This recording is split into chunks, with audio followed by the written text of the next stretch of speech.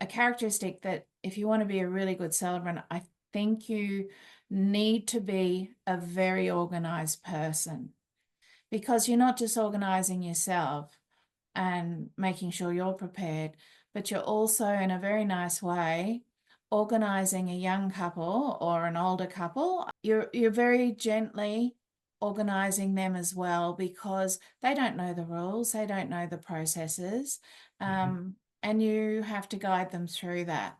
It's a first for them and hopefully a last as well. So, yeah, you have to be organized. It's a very important characteristic.